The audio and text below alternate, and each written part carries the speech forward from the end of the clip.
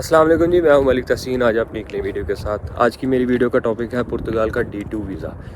मैं आज आपको तफसीलन बताऊंगा कि पुर्तगाल का आप D2 वीज़ा कैसे हासिल कर सकते हैं, इसके लिए क्या क्या रिक्वायरमेंट होती हैं और कौन कौन से डॉक्यूमेंट्स जो हैं वो आपने तैयार करने होते हैं। तो इस पर आज हम तफसीली बात करेंगे। जैसा कि आपको पता है कि पुर्तगाल में फाइल लॉक सिस्टम बंद हो चुका है, जिसकी वजह से लोग बड़े परेशान हैं कि हम पुर्तगाल का रेजिडेंस कार्ड कैसे ले सकते हैं। तो D2 वीज़ा जो है, इसमें अगर आपको वीज़ा मिल जाता है तो आप विद इन 3 मंथ यहाँ आपको रेजिडेंस कार्ड मिल जाता है। तो ये इस वक्त बेस्ट तरीका है पुर्तगाल में। कल मैंने एक वीडियो बनाई थी जिसमें मैंने आपको बताया था कि अगर आप आर्टिकल 92 में अपनी फ़ाइल लॉक करते हैं तो उसमें भी रेजिडेंस कार्ड आपको बहुत जल्द मिल जाता है। और दूसरा तरीका ये है, अगर आपके पास थोड़ी बहुत इन्वेस्टमेंट है तो आप D2 वीज़ा पे आके यहाँ पे 3 से 4 महीने के अंदर अपना रेजिडेंस कार्ड ले सकते हैं। D2 वीज़ा हासिल करने के लिए आपको कुछ डॉक्यूमेंट्स की ज़रूरत होती है। कुछ डॉक्यूमेंट्स आपने पुर्तगाल से अरेंज करने होते हैं और कुछ डॉक्यूमेंट्स आपने अपने होम कंट्री से अरेंज करने होते हैं। तो सबसे पहले बात करते हैं पुर्तगाल में आपने कौन कौन से डॉक्यूमेंट्स अरेंज करने हैं। अगर आपका कोई जानने वाला है पुर्तगाल में तो आप उनके कह सकते हैं कि आप मेरा निफ़ और निस बनवा दें।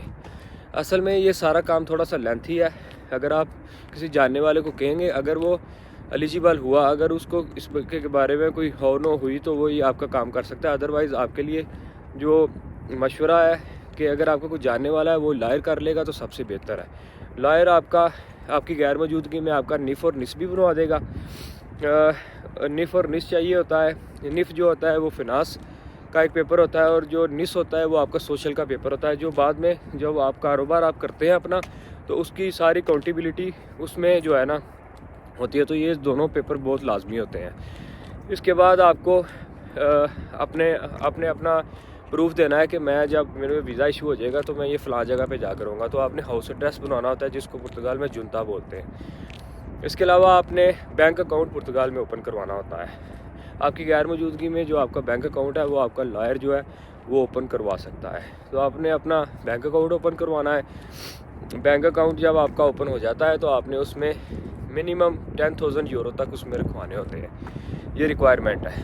वो सारे पैसे जो आप बैंक में रखवाएंगे वो आपकी मलकियत है, उससे वो बिल्कुल सेफ़ है, वो आप ही यूज़ कर सकते हैं, उसमें कोई ऐसा मसला नहीं है। जब आप डॉक्यूमेंट्स की फ़ाइल तैयार कर रहे होते हैं तो उसमें एक बड़ा अहम पेपर होता है जो आपके लॉयर ने तैयार करना होता है। उसने पुर्तगाल गवर्नमेंट को आपका एक यूनिक सा आइडिया बताना होता है कि ये बंदा आपके कंट्री में आके ये इस तरह का कोई सलोन, कोई ट्रैवल एजेंसी या होटल, इस तरह का कुछ आइडिया आपने देना है। वो आपका जो एक्सपीरियंस्ड लॉयर होगा वो आपको बेहतर मशवरा देगा कि आपने कौन सा अपना बिज़नेस प्लान देना है जिसमें आपका वीज़ा लगने में बहुत ज़्यादा आसानी हो जाए।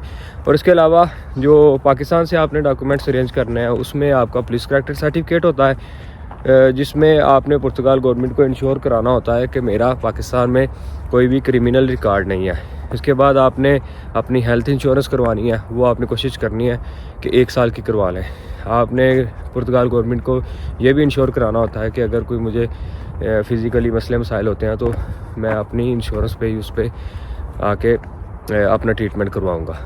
आपने जो आइडिया देना है इन्हें कि मैं ये वाला बिज़नेस करूँगा, अगर उसके बारे में आपके पास कोई डिप्लोमा वगैरह है या आपके पास कोई एक्सपीरियंस है जिसमें आपने पाकिस्तान में रहते हुए कोई कारोबार किया है तो आप वो पेपर भी साथ लगा सकते हैं ताकि उन्हें आप कन्विंस कर सकें कि मेरा पहले से ही इस फील्ड में एक्सपीरियंस है, तो आपके कंट्री में भी आके मैं अपना कारोबार अच्छे तरीके से चला सकूँगा।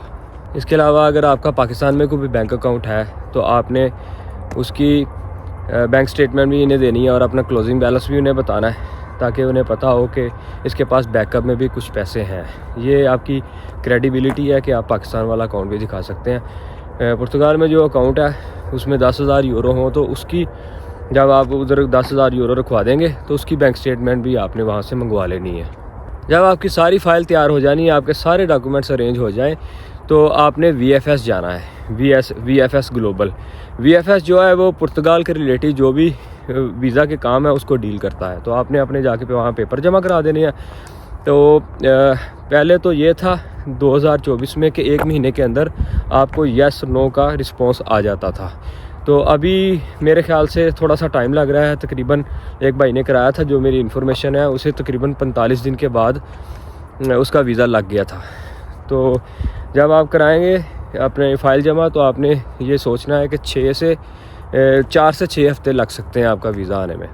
जब आपका वीज़ा लग के आ जाता है तो उसके साथ आपको अपॉइंटमेंट पेपर आता है। अपॉइंटमेंट पेपर वो है जो पुर्तगाल में आपने जाके अपने बायोमेट्रिक कराने होते हैं। तो जब आपका वीज़ा लग जाता है, आप चले जाते हैं पुर्तगाल में, तो 1 महीने के अंदर अंदर आपके वहाँ पे TRC के लिए बायोमेट्रिक भी हो जाते हैं। उस पर सारी डिटेल लिखी होती है कि कौन से सिटी में, कौन से आईमा के सेंटर में आपने जाके बायोमेट्रिक अपनी करवानी है।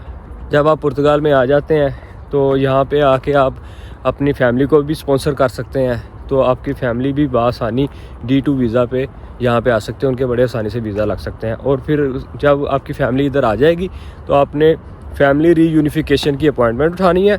उसके बाद आप अपने फैमिली का भी बायोमेट्रिक करा के उनका रेजिडेंस कार्ड भी 2 से 3 महीने के अंदर ले सकते हैं। इस वक्त 2025 में जिन लोगों ने आर्टिकल 88 और 89 में फ़ाइल जमा कराई थी, उनकी वजह से थोड़ा सा आइमा पर बोझ है, जिसकी वजह से हो सकता है कि जो मैं बता रहा हूँ इसमें एग्जैक्ट ये चीज़ ना हो सकता है इसमें थोड़ा सा आपका काम टाइम ज़्यादा लगे। जैसा कि मैं 3 महीने बता रहा हूँ, तो इसमें वो समझ लें कि 1-2 महीना आगे पीछे भी हो सकता है।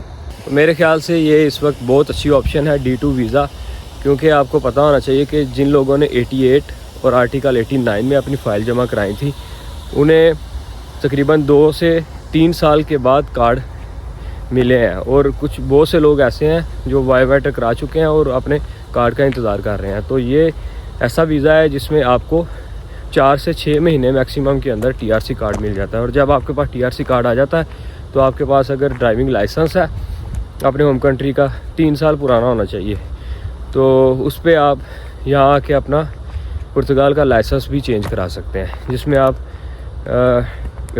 फ्यूचर में अगर आप चाहें तो उबर और बोल्ट भी चला सकते हैं उसकी एक्टिविटी ओपन करा के।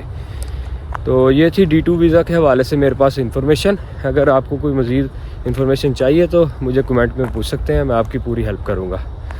आज की मेरी वीडियो आपको पसंद आई हो तो उसको लाइक शेयर कर दीजिएगा और मेरे चैनल को सब्सक्राइब कर दीजिएगा। तो मिलते हैं इंशाल्लाह नेक्स्ट वीडियो में। अल्लाह हाफिज़।